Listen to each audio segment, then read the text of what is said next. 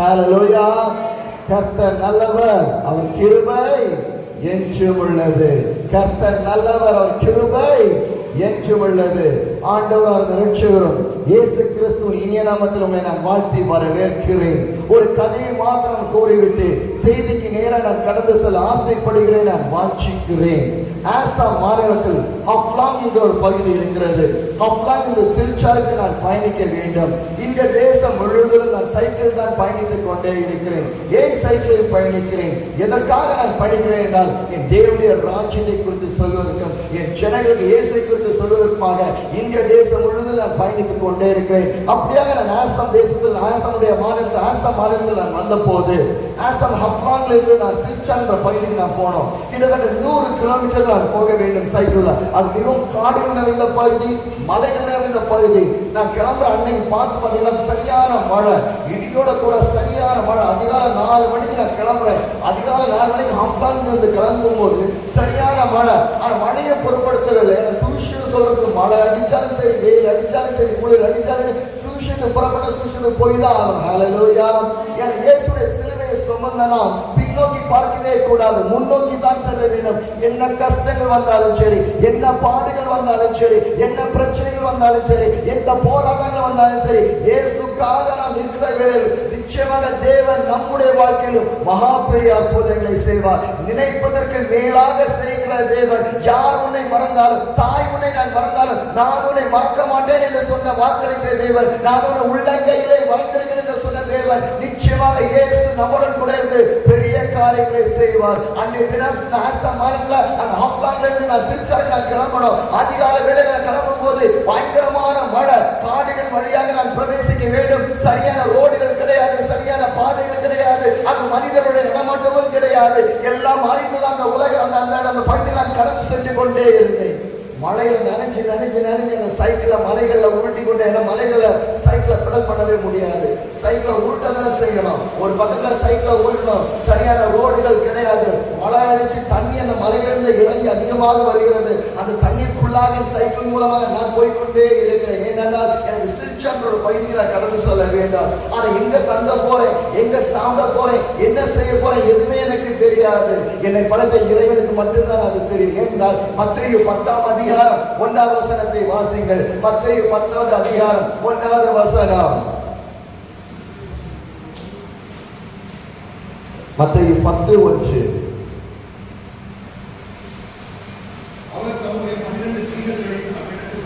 அவர் தம்முடைய 12 சீஷரையும் தம்மிடத்தில் வரவழைத்து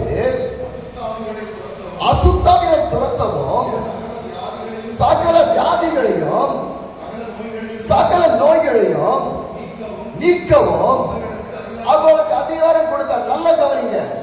ஆண்டவர் இயேசு கிறிஸ்து சீஷர் அழைக்கிறார். 12 சீஷர் அழைக்கிறாரு.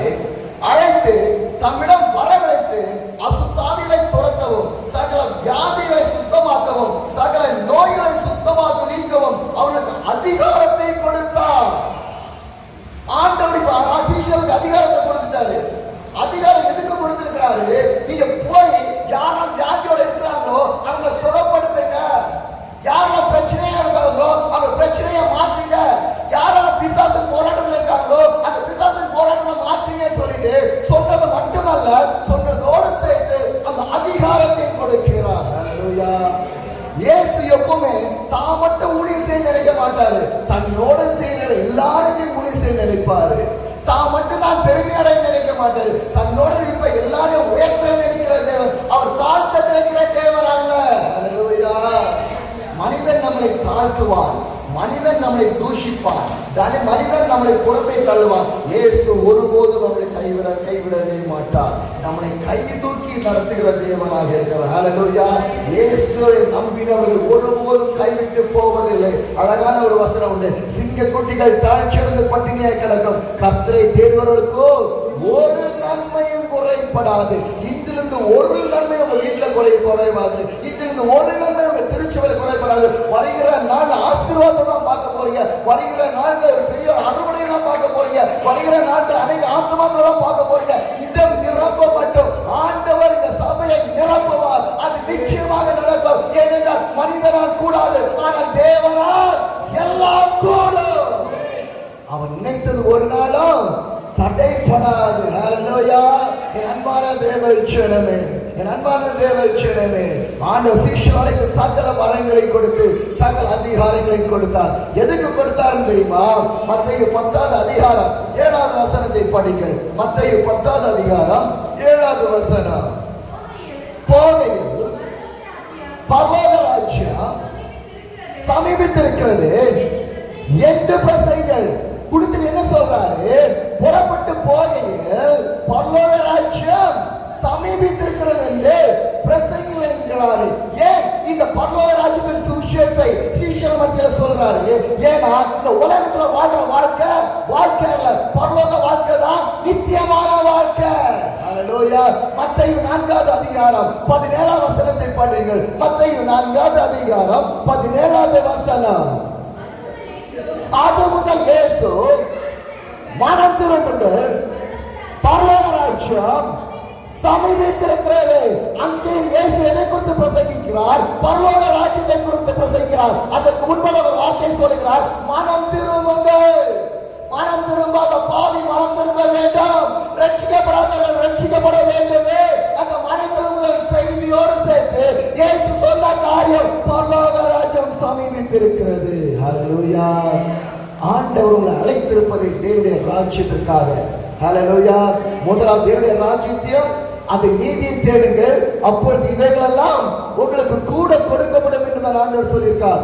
வாக்கு தத்தத்தை கொடுத்த தேவன், வாக்களித்த தேவன், ஜீவிக்கிற தேவன், நம்மளை நடத்துகிற தேவனாக இருக்கிறார். ஹல்லேலூயா.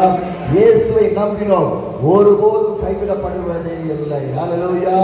அதற்கு ஒரு உதாரணமாக தான் இன்றைக்கு நான் உங்க முன்னாடி நின்றுட்டு இருக்கேன். அந்த ஆசாம் அஃப்லாங் கிளம்பும் போது அவ்வளவு பெரிய மழை, அந்த மழை அடிச்சாலும் பரவாயில்லை, இன்னைக்கு நான் போக வேண்டிய இடத்துக்கு நான் போயே ஆகணும். நான் மழையை பார்த்து ஊழியத்தில் நான் இருந்து விடக்கூடாது, மழையை பார்த்து சுவிசேஷத்தை நான் நிறுத்தக்கூடாது. சுவிசேஷம் என் மேல் விழுந்த கடமை என்று வேதம் தெளிவாக சொல்லுகிறது. அந்த மழை அடிச்சா பரவாயில்லன்னு சொல்லிட்டு ஆசாம் மாநகரத்தில் அஃப்லாங்கிற பகுதியிலிருந்து கடந்து சென்று வந்து கொண்டே இருக்கிறேன். முதலாவது வரும்போது அந்த ரோடு சரியாக இல்லை, மலை பகுதியா இருக்கனால என்னால சைக்கிளை பெடல் பண்ண முடியல, உருட்டிக்கிட்டே வாரேன். இன்னொரு பக்கத்துல பாத்தீங்கன்னா அந்த காட்டுல இருந்து வருகிற தண்ணி, அந்த மலையில அந்த தண்ணி அதிகமான சேறு சகிதி எல்லாம் என் காலில் புரண்டு ஓடுது.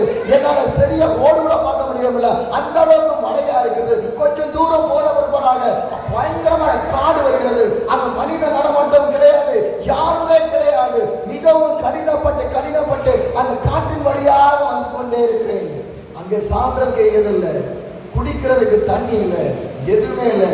ஒரே ஒண்ணு, இன்னைக்கு நான் செய்ய வேண்டிய ஊழியத்தை செய்யணும். அது மழை அடிச்சா என்ன, வெயில் அடிச்சா என்ன, குளிர் அடிச்சாங்க, இன்னைக்கு நான் ஆண்ட வேண்டிய வேலை செய்ய வேண்டிய வேலையை நான் செய்துதான். ஏன் தெரியுமா? என் வாழ்க்கை இங்க இல்ல, என் வாழ்க்கை பரலோகம். பரலோகம் போறது வரைக்கும் நான் ஆண்டுக்காக ஓடிதான் ஆக வேண்டும். மழையை பார்த்தோம், வெயிலை பார்த்தோம், குளிரை பார்த்தோம், பசியை பார்த்தோம், பட்டினியை பார்த்தோம், நோயை பார்த்தோம், வேதனை பார்த்தோம். நான் ஒதுங்கி போகவே கூடாது. ஹல்லேலூயா. எந்த வேதனையாக இருந்தாலும் சரி, எந்த பாடுகள் இருந்தாலும் சரி, எந்த ஒரு கஷ்டமா இருந்தாலும் சரி, நான் ஊழியத்தை நிப்பாட்டினதே கிடையாது. என்ன கஷ்டப்பட்டாலும் தினந்தோறும் ஊழியங்களை செய்து கொண்டே இருக்கிறேன், தினந்தோறும் ஜெபித்துக் கொண்டிருக்கிறேன், தினந்தோறும் சுவிசேஷத்தை சொல்லிக் கொண்டிருக்கிறேன், தினந்தோறும் பயணித்துக் கொண்டிருக்கிறேன். ஏனென்றால் என் மீட்பர் உயிரோடு இருக்கிறார். என் மீட்பர் உயிரோடு இருக்கிறார், அவர் மரிக்கவில்லை. என் இயேசு இன்றைக்கும் ஜீவித்துக் கொண்டிருக்கிறாரே. என் ஜீவிக்கிற இயேசுவை பிரசங்கிப்பது என் மேல் உள்ள கடமை அல்லவா? இது மௌனமாக இருப்பதற்கு காலம் அல்ல, இயேசுவை குறித்து சொல்வதற்கான காலம். மௌனமாக இருந்தது போதும். இன்றைக்கு இயேசுவை பிரசங்கிக்கவில்லை என்றால் அந்த ஆத்மா நரகத்துக்கு நேராக போய்விடுமே. இயேசுவை குறித்து பக்கத்து வீட்டுக்காரன் நான் சொல்லனா அந்த ஆத்மா நரகத்துக்கு போய்விடுமே. இயேசுவை குறித்து என் நண்பனுக்கு நான் சொல்லவில்லை என்றால் என் நண்பன் நரகத்துக்கு நேராக போயிடுவாங்க. இயேசுவை குறித்து என் உறவினருக்கு நான் சொல்லவில்லை என்றால் என் உறவினர்கள் நரகத்துக்கு நேராக போயிடுவாங்க. இயேசுவை குறித்து என் கணவனுக்கோ என் பிள்ளைகளுக்கோ என் மனைவிக்கோ நான் சொல்லவில்லை என்றால் என் குடும்பம் நரகத்துக்கு நேராக போய்விடுமே. இயேசுவை குறித்து சொல்வதற்காகவா இந்த வாக்கியாண்டவர் நமக்கு கொடுத்திருக்கிறார். மரணத்தை ஜெயித்த இயேசு நம்முடன் இருக்கிறார். ஹல்லேலூயா. என் அன்பான தேவ ஜனமே, காடின் வழியாக இப்ப வந்துட்டு இருக்கிறேன். மத்தியானம் ஆகுது. ஒரு சைடுல பசி, ஒரு சைடுல காலில் வலி, குறுக்குல வலி, கை காலில் பயங்கரமான வலி. தாங்க முடியல. ஏன்னா காலம்ல இருந்து 4 மணிக்கு ஆரம்பிச்ச இந்த சைக்கிளை உருட்டிக்கிட்டே வாரேன். 4 மணிக்கே உருட்ட ஆரம்பிச்ச மத்தியானம் ஆகுது. எவ்வளவு நேரம் உருட்டி இருக்கேன்னு பாருங்க. உருட்டி வாரேன். கை காலெல்லாம் சொல்ல முடியாத அளவுக்கு வலி. மத்தியானம் வேலையில ஒரு சின்ன ஒரு கடையை பார்க்குறேன். ரொம்ப சந்தோஷம். ஒரு டீ குடிக்கல. ஏன்னா நினைச்சிட்டேன், ஃபுல்லாக நினைச்சேன். ட்ரெஸ் எல்லாமே நினைச்சிருச்சு. காலமே நினைச்சிட்டு மழை நிற்கவே இல்லை, மழை அடிச்சுட்டு தான் இருக்கு. அந்த கடையை மத்தியான கடையை பார்த்து ஒரு சந்தோஷம். ஒரு கப் டீ குடிக்கலாம்னு நினைச்சு அந்த கடைக்குள்ள போயிடலாம். என் சரீரத்தில் எல்லாம் தண்ணியா வடியுது. எங்கேயுமே உட்கார முடியல. உட்கார்ந்து அந்த இடம் தண்ணி ஆயிரும். ஆனால் எந்த இடத்த அசிங்கப்படுத்த நான் விரும்பல. நான் என்ன பண்ணேன், அப்படியே நின்றுட்டு இருந்தேன், விரைச்சிக்கிட்டே இருந்தேன். ஒரு அருமையான சகோதரர் இந்த கடையில் இருந்தாங்க. அவன் சொன்ன, நான் ஒரு மிஷனரி, இந்த தேசம் முழுவதும் நான் பிரயாணம் பண்ணி ஜெபம் பண்ணி கொண்டே இருக்கிறேன். நான் சொல்லும் போது அங்க டக்குன்னு ஒரு டீ போடுறதுக்கு டீ கேட்டோட டீ போடுறதுக்கு அவங்க போனாங்க. அந்த அடுப்பை பற்ற வச்சோட நாங்கள் சொன்னாங்க, அந்த அடுப்பு பக்கத்தில் கொஞ்சம் உட்காருங்க, உங்களுக்கு கொஞ்சம் இதமாக இருக்கும். ஏன்னா நினைச்ச போது குளிரில் நடக்கும் போது அடுப்பு தீ நமக்கு கொஞ்சம் கிடைக்குது. அதை கொஞ்ச நேரம் உட்கார்ந்து இருந்தேன். பிற்பாடாக எனக்கு டீ எல்லாம் கொடுத்தாங்க, பிஸ்கட் எல்லாம் கொடுத்தாங்க. எல்லாம் குடிச்சு முடிச்ச பிற்பாடாக எவ்வளோ பே பண்ணு கேட்டேன். நீ ஒரு மிஷினரி, உனக்கெல்லாம் நீங்க எல்லாம் காசெல்லாம் கொடுக்க வேண்டாம், ஜெபம் பண்ணாலே போதும். ஹல்லேலூயா, ஹல்லேலூயா. எலியாவை காகம் கொண்டு போஷித்த தேவன் என்னையும் போஷிப்பார். ஏன்னா நான் நம்பி இருப்பது மனிதனை அல்ல, நான் நம்பி இருப்பது ஜீவனுள்ள தேவனை. எனக்கு என்ன தேவையோ என் தேவன் எனக்கு கொடுப்பார். அதுக்கு பிற்பாடு நான் ஜெபம் பண்ணேன். ஜெபம் பண்ணிட்டு திரும்ப கிளம்புறேன். 100 கிலோமீட்டர் நான் டிராவல் பண்ணணும். எனக்கு நல்லாவே தெரியும் 100 கிலோமீட்டர்னால என்ன பயணிக்க முடியாதுன்னு சொல்லிட்டு, ஆனாலும் ஒரு 50 கிலோமீட்டர் சாயந்தரம் வரும்போது 50 கிலோமீட்டர் வரைக்கும் நான் பயணிச்சிட்டேன். இப்ப எங்க போகணும்னு தெரியல. நைட் ஆக போகுது, ராத்திரி ஆக போகுது. எங்கேயாவது தங்கணும் இல்ல, அப்ப எங்கேயாவது தங்க முடியுமா நான் பாக்குறேன். ஒரு வசதி இல்லை. கடைசியாக ஒரு இடத்துல பாக்குறேன், இந்த லாரி டிரைவர் இடத்துல ஒரு டீ கடை, அங்க ஒரு டீ கடை இருக்குது. அந்த டீ கடை இருந்த ஒரு மனிதன் பிரதர் சொல்லிட்டு ஓடி வராரு. ஏற்கனவே இந்த மனிதனை தெரியும். எங்கன்னா நான் ஹஃப்லாங்ல இருக்கும்போது அந்த மனிதனை சந்திச்சிருக்கேன். அப்ப அந்த மனிதனை பார்த்து கேட்டேன், உங்க வீடு ஹஃப்லாங்ல, இங்க எதுக்கு வந்தீங்கன்னு கேட்டா, நாங்க ஒரு இடத்துக்கு போயிட்டே இருந்தோம், நாங்க வந்த வாகனம் பிரச்சனை ஆகி போச்சு, அதுல வாகனத்துல இருந்த வண்டியில இருந்து எல்லாருமே நாங்க வெளியே வந்துட்டோம். நான் ஒரு டீ கடையை பார்த்தேன், அதனால அந்த டீ கடையில உட்கார்ந்து இருக்கேன் அப்படின்ட்டாரு. டீ கடையில உட்கார்ந்து இருக்கும்போது உங்களை பார்த்தேன், அதனால நல்ல கவனிங்க. காலமிலிருந்து சாயந்தரம் வரைக்கும் தனிமை, என் கூட யாரும் கிடையாது. இப்ப ஆண்டு ஒருவரை கூட்டி சேர்க்கிறார் என் கூட. ஹல்லேலூயா. உதவி செய்வதற்கு ஆண்டவர் சில நேரங்கள் தூதர்களை கூட நமக்கு அனுப்புவார். தூதர் மூலமா சில மனிதர்களை கூட அனுப்புவார். ஹல்லேலூயா. அந்த நடுக்காட்டுல அவங்க பேசுற பாஷை எனக்கு புரிய மாட்டேங்குது. அவங்க வித்தியாசமான பாஷையை பேசுறாங்க, வித்தியாசமான மக்கள். அவங்க மத்தியிலையும் எனக்கு தெரிந்த ஒரு நபரை ஆண்டவர் கொண்டு வந்திருக்கிறார். அந்த வண்டி மட்டும் பிரேக் டவுன், அந்த வண்டி மட்டும் ரிப்பேர் ஆகலன்னு வைங்களேன், அவர் அங்க வந்திருக்கவே மாட்டாரு. ரிப்பேர் ஆனதும் நல்லது. சில நேரம் சில பிரச்சனை நம்ம சந்திப்போம், அது நல்லதுதான் நடக்குது. நன்மைகள் நம்ம நினைக்கிறோம், ஏன் இந்த பிரச்சனை வந்துச்சு, ஏன் இந்த பாடு வந்துச்சு, ஏன் இந்த போராட்டம் வந்துச்சு, ஏன் இந்த வியாதி வந்துச்சு, ஏன் இந்த கடன் தொல்லை வந்துச்சு. சில நேரம் நல்லதுக்காக ஆண்டவர் செய்யறார். ஏன் தெரியுமா? ஆண்டவரை இன்னும் அதிகமாக செய்யறதுக்காக. ஹல்லேலூயா. பிரச்சனை வரும்போது, போராட்டம் வரும்போதெல்லாம் ஆண்டவருக்கு நன்றி சொல்லி பாருங்க. பிரச்சனை வந்த வழிக்கே திரும்பி போகும், போராட்டம் வந்த வழிக்கே திரும்பி போகும், வியாதி வந்த வழிக்கே மறைக்கு போகும். ஹல்லேலூயா, ஹல்லேலூயா. அவருடைய தழும்புனாலே சுகமானேன் என்று வேதம் சொல்கிறது.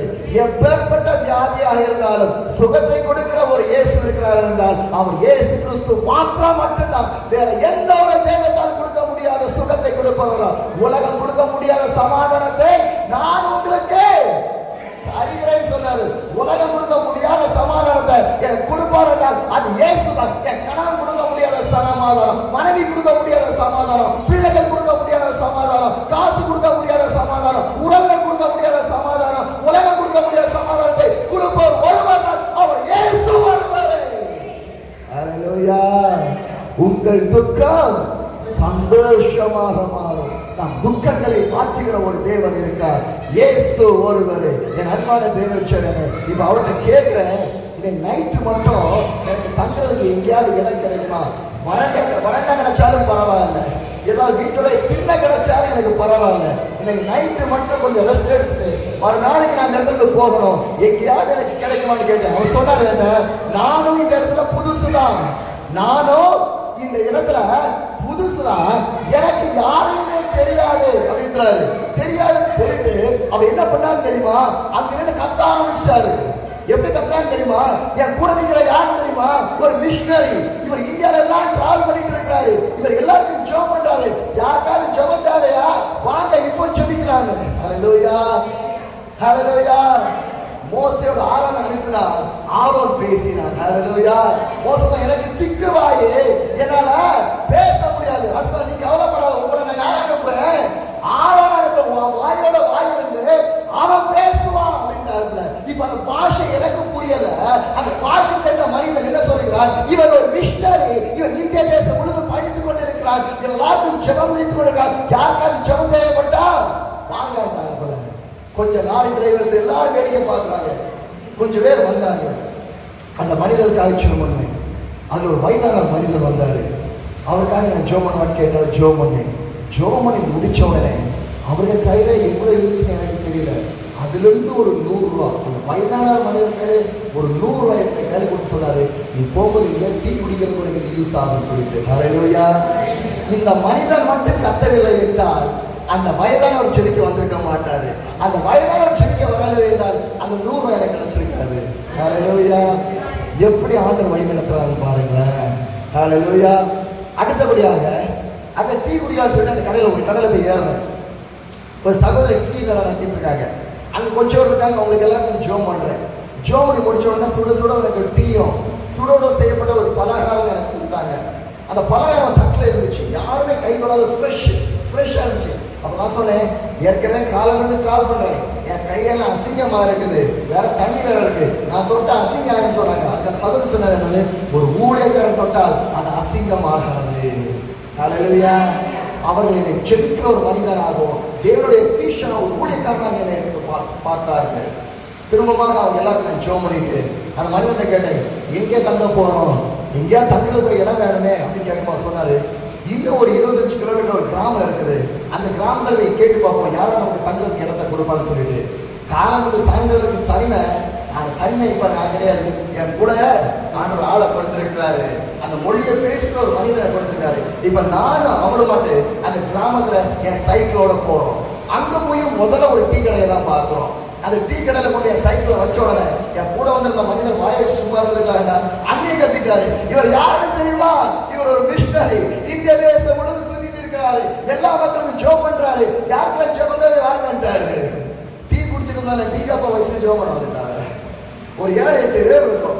எல்லாருக்கும் ஜோம் பண்ணி முடிச்ச பிறகு கடைசி அந்த டீ கடை ஓனருக்கு ஜோம் பண்ணேன். டீ கடை ஓனர் கேட்டாங்க, ஜோம் முடிச்ச உடனே உங்களுக்கு நான் என்ன செய்யணும்னு கேட்டாங்க. நான் சொன்னேன், எனக்கு ராத்திரி மட்டும் தங்குறதுக்கு ஒரு இடம் வேணும், நாளைக்கு காலை நான் இடத்துல நான் கிளம்பிடுவேன். அப்போ அவங்க சொன்னாங்க, உங்கள் சைக்கிள் உங்கள் லக்கேஜ் எல்லாம் இந்த இடத்துல வைங்க, வச்சுட்டு அந்த மேலே ஒரு வீடு இருக்குது, அதுவும் மலைக்கு மேலே இருக்குது, அங்கே போய் கேட்டு பாருங்க, அதுதான் ஓரளவு வசதியான வீடு, அங்கே கேட்டு பாருங்கன்றாங்க. சரின்னு சொல்லிட்டு நானும் என் கூட வந்து சகோதரமாக சேர்ந்து அந்த வீடை நோக்கி நாங்கள் பயணிக்கிறோம். அந்த வீட்டுக்காரர் கட்டுற ஒரு அம்மா வெளியே வராங்க. அந்த அம்மாட்ட இவர் கேட்டாரு, உங்கள்கிட்ட ஒரு விஷயத்தை நாங்கள் பேசணும் அப்படின்னாரு. அவங்க சொன்ன சரி வீட்டுக்கு வாங்கன்றாங்க. வீட்டுக்குள்ளே வாங்கன்னு கூப்பிட்டாங்க. வீட்டுக்குள்ளே போகணுன்னா என் காலை பயங்கர சகதி. ஏன்னா காலம் 4 மணிலேருந்து ஆரம்பிச்சோம். என் காலை மழை அடிச்சதுனால பயங்கர சகதி. அப்போ அவங்கள்ட்ட எனக்கு தண்ணி கிடைக்குமா என் காலை கழுவுறதுக்கு அப்படின்ட்டு. அவங்க சொன்னாங்க, தண்ணி எல்லாம் கிடையாதுன்றாங்க. நமக்கு காலுக்கு வீட்டுக்குள்ளே போகிறதுக்கு மனசு கேட்க மாட்டேங்குது, அவ்வளோ சகதி. திரும்ப கேட்குறேன், தண்ணி இல்லைன்றாங்க. திரும்ப கேட்ட தண்ணி இல்லைன்றாங்க. கடைசி 5வது முறை நான் தண்ணி கேட்கும்போது அந்த கை காமிச்சாங்க ஒரு இடத்துல. அந்த இடத்துல நான் தண்ணிக்கு அந்த இடத்துல போய் தண்ணியை பார்த்தா அந்த தண்ணி இதுவரைக்கும் பயன்படுத்தாத தண்ணி, அவ்வளோ அசுத்தமாக இருக்குது. தவளை, பாய்ச்ச, எள்ளி, பள்ளி என்னென்ன சாதனம் எல்லாம் செத்து மிதந்து இந்த கூத்தாடி கொடுக்குல அது எல்லாமே கிடக்குது. அவ்வளோ ஸ்மெல் அந்த தண்ணியில. அப்போ அந்த அம்மாட்ட கேட்ட, இந்த தண்ணி இல்லாமல் இந்த தண்ணி காலை கழிக்கிறாங்க. சரி வேற வழியில ஊழியத்தின்னு வரணும், எதையும் சைத்து தானே ஆகணும், அழுக்க தண்ணியே நான் கழிக்க ஆகும், நம்ம கழுவும் போது சுத்தம் ஆகும். வேற யாரு? சரி அந்த அம்மாட்ட ஒரு கப்பு கேட்டார், கப்பு கொடுங்கம்மா, நான் கப்பு வச்சுக்கோங்க. இதெல்லாம் கப்பெல்லாம் கிடையாது அப்படின்ட்டாங்க. பிறகு அந்த அழுக்கு தண்ணியில கையை போட்டு தண்ணியை கோரி காலை கழுவி அதுக்கு பிற்பாடாக அந்த வீட்டில் போய் அந்த அம்மாவுக்காக ஜெபம் பண்ணோம். ஏன்னா ஆண்டவர் யாரையும் முன்னிறுத்த சொல்லல, யாரையுமே எதிரிய பார்க்க சொல்லாரு, சகலத்தையும் நேசிக்கிறத சொல்லிடுறாரு, சகலத்து மீதும் அன்பு கூடதான் சொல்லியிருக்காரு. அப்படித்தானே ஆண்டவர் நமக்கு சொல்லி தந்தது. அன்புதான் எல்லாத்துக்கும் மேலாக நம்ம கற்றுக் கொடுத்துருக்காரு. நம்மளை ஒரு கணத்தை அறிஞ்சாலும் மரகணத்தை காட்டி கொடுக்கலாம் சொல்லி இருக்கிறாரு. அப்படித்தானே ஐசப்பா. ஸோ அந்த அம்மா அவ்வளோ நேரம் எனக்கு தண்ணி கொடுக்கல, எதுவுமே கொடுக்கல. அந்த ஊழியக்காரன் என்னுடைய கடமை அவர்களுக்காக ஜெபிப்பது. ஜெபித்து முடித்த விடுவார அவங்க தங்குறதுக்கான இடம் எனக்கு கொடுக்கல. மீண்டுமாக என்னோட கடை சைக்கிள் இருந்த அந்த கடைக்கு நான் திரும்ப வந்தேன். அந்த சைக்கிளோட அந்த டீ கடை ஓனர் அந்த அம்மா கேட்டாங்க, என்ன தங்கைக்கு இடம் கிடைச்சான்னு கேட்டாங்க. நான் சொன்ன தங்குறதுக்கு இடம் கிடைக்கலையே அப்படின்ட்டு. சரி கவலைப்படாங்க, எனக்கு தெரிஞ்ச ஒரு நபர் இருக்காரு, அவரை நான் கூப்பிடுறேன்ட்டாங்க. அவர் கூப்பிட்டு அவரும் வந்தார். அவர்கிட்ட என்னுடைய நான் யாரு, என்ன பண்றேன், என்ன ஊழியம் பண்றேன்னு எல்லாத்தையும் தெளிவாக சொன்னேன். எல்லாம் சொல்லி முடித்த பிற்பாடாக அவர் சொன்னாரு, இங்க எல்லாம் உங்களுக்கு தங்குறதுக்கு இடம் கிடைக்காது, இன்னொரு மலை பகுதி இருக்கு, நீங்க போங்க. காலமா 4 மணிலிருந்தே சைக்கிள் உருட்டி வரேன். இப்போ சாயந்தரம் ஆகி போச்சு, தங்குறதுக்கு இடம் கிடையாது, திரும்ப நான் டிராவல் பண்ணணும். எவ்வளவு டயர்ட்னஸ் இருக்கும், சைடெல்லாம் தளர்ந்து போச்சு, கை காலெல்லாம் அவ்வளோ பலவீனமா இருக்கு, கால் எடுத்து வைக்க முடியல, அவ்வளோ வலியா இருக்கு கை கால எல்லாமே. என்னாலும் தங்குறதுக்கு ஒரு இடம் கிடைக்குமான்னு சொல்லிட்டு நான் அந்த சகோதரனும் பிரயாணம் பண்ணி திரும்ப நாங்கள் போறோம். போற வழியில அந்த ரோடு பார்த்தீங்கன்னா பயங்கரமான செங்குத்தா இருக்கு, பயங்கரமான செங்குத்து. சைக்கிள ஒரு மனிதனால நான் புஷ் பண்ணி மேலே கொண்டு போக முடியல. அவர் பின்னாடி தள்ள, நான் முன்னாடி உருட்டிட்டே போறேன். உருட்டிட்டு போகும்போது புஷ் பண்ற அந்த பின்னாடி தள்ளுற அந்த மனிதன் சும்மாவே இருக்கல, அப்பாவும் சும்மா இல்லை. இது யாருன்னு தெரியுமா? இவர் ஒரு மிஷனரி, இந்திய தேசம் முழுவதும் பிரயாணம் பண்றாரு, எல்லா மக்களுக்காக ஜெபம் பண்றாரு, யாருக்காவது ஜெபம் தேவை வாங்குறவங்களுக்காக ஜெபம் பண்றாரு. ஹல்லேலூயா. ஊழியம் செய்யறது எப்படி வேணாலும் செஞ்சுக்கலாம். நம்ம போன போது பாருங்க, இப்ப நான் ஊழியம் செய்யல, என் மூலமாக அந்த மனிதன் ஊழியம் செய்யறாரு. ஏன்னா அந்த பாஷை எனக்கு புரியாது, பாஷையை தெரிந்த நபர் ஆண்டவர் என்னோட இணைச்சிருக்காரு. அவர் மூலமாக இப்ப என்ன பண்றேன், அந்த இடத்துல ஜெபம் பண்ணி ஊழியத்தை செய்துட்டு இருக்கேன். ஹல்லேலூயா. இப்ப மலை ஏறி ஏறி ஏறி ஒரு இடத்துக்கு போயிட்டோம். அதுக்கப்புறம் ஒரு ஸ்டெப் கூட என்னால் எடுத்து வைக்க முடியல, மூச்சு வாங்குது, முடியல. எனக்கு பிடிச்ச டீயும் ஸ்நாக்ஸ் தான், எதுவுமே சாப்பிடல, வரலாம் முடிஞ்சு போச்சு, எதுவுமே பண்ண முடியல, அவ்வளோ தளர்ந்துட்டேன். அப்போ அவர் சொன்னாரு, என் நிலைமை பார்த்துட்டு நீங்க நில்லு, நான் போய் எங்கேயா பார்த்துட்டு வரேன்னு சொல்லிட்டு அவர் கொஞ்சம் தூரம் போனாரு. அவர் அப்படி போகும்போது ஒரு ஸ்கூல்ல படிக்கிற ஒரு வாலிப மகன் அப்படியே என்னை கிராஸ் பண்ணான். அவளை கை தட்டி கூப்பிட்டேன், ஏமா இங்கே வான்னு சொல்லிட்டு. அப்படின்னா நீ இங்கிலீஷ் பேசுங்கன்னு கேட்டேன். ஆமாம் இங்கிலீஷ் பேசுன்னு சொன்னான். அப்போ இங்கிலீஷ் தான் அவள்கிட்ட பேசினேன். ஏமா நான் ஒரு மிஷனரி, இந்திய தேசம் முழுவதும் நான் ட்ராவல் பண்ணிட்டு இருக்கேன், ஜோ பண்ணுறது சுவிசேஷம் இயேசுவை குறித்து. எனக்கு இரவு பொழுது நைட்டு தங்குறது ஒரு இடம் வேணும், உனக்கு தெரிஞ்சவங்க யாராவது இருக்காங்களான்னு கேட்டேன். அந்த வாலிபமாக என்ன நினைச்சா தெரியல, திடீர்னு ஒரு வீட்டை கை காட்டினான். உடனே அந்த வீடு தேடி போனார் பாருங்க. அவரை கூப்பிட்டு சொன்னேன், இந்த வீட்டில் போய் கேளுங்கன்ட்டு. இவர் அந்த வீட்டுக்கு போறாரு. ஒரு 10-20 நிமிஷம் இருக்கும். அதுக்கு பிற்பாடு ஒரு 10-20 நிமிஷம் அந்த வீட்டில் இருந்து ஒரு வயசான அம்மா, ஒரு வயசான தாத்தா 2 பேரும் வெளியே வராங்க. வெளியே அந்த வயசானவரை என்ன கூப்பிடாரு வா அப்படின்னு சொல்லிட்டு.